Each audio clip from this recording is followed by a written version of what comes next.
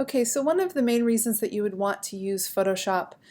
is if you need to do any sort of pixel repair to an image, and the way that you do this non-destructively in Photoshop is to create a new content layer on top of your original image. And to do that, it is this little icon right here at the bottom of the Layers panel,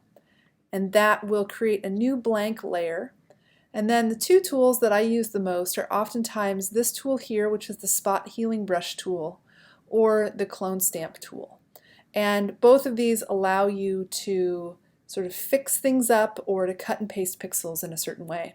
So I'll demonstrate the Healing Brush tool first, and what I'm going to do is I'm actually going to zoom in a little bit on the shirt, and I want to make sure that I have this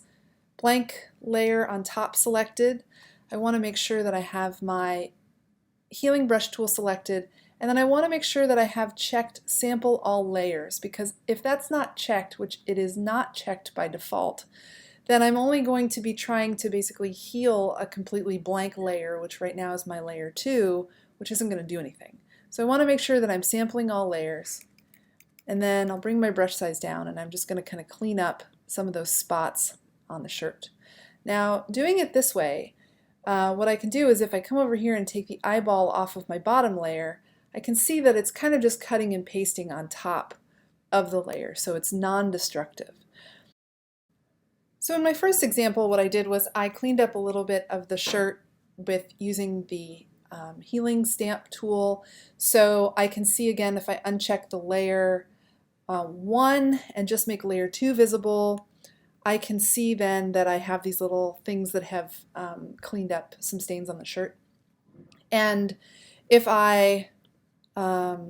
want to kind of keep my layers organized, I do sometimes like to start to label them. And so I might label this one either pixel repair or shirt stain or whatever, so that I know which layer is which. Now I'm going to show you how you can use these pixel repair content layers combined with layer masks, and this was the example that we did in class where we went ahead and repaired this backdrop a little bit by sort of extending that down. So in order to do that, what I'm going to do is I'm going to make another layer mask, and I'll go ahead and just title this one right away, background repair, so that I know what is what. And I'm going to use the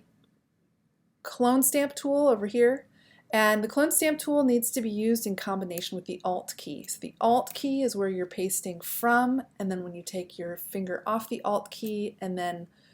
plant it somewhere else, that is where you are pasting to. So I am going to go ahead and take some of this background, and I'm going to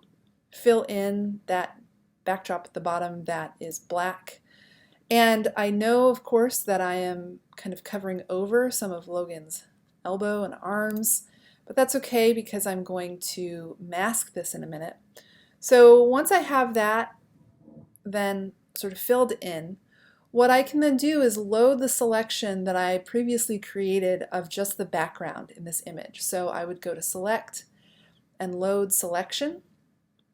and this was done in a previous step where I created a background selection. And once I have this selected, if I now have my background layer selected, my background repair layer selected, and then come down here to Layer Mask, what that will then do is it creates a mask that only then shows the area of the background that I want to be revealed, instead of also the area that was covering over Logan. So right now I have one layer that I did here to start with the shirt stain, cleaning that up, and then another layer where I did a little bit of background repair.